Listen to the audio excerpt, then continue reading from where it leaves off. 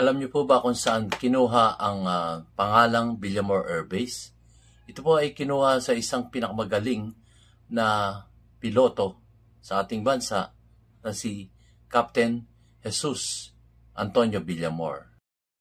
Sa husay niya at galing ay napili siya para ipadala sa advanced flight training doon sa Estados Unidos.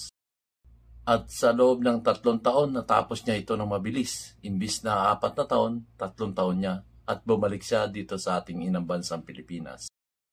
Noong December 10, 1941, naatasan siyang manguna o mamuno sa squadron. At umatake nga ang mga Hapon, marami silang napabagsak na eroplano ng mga Hapon. Yan si Captain Jesus Antonio Villamor ng Philippine Air Force. Napakahusay.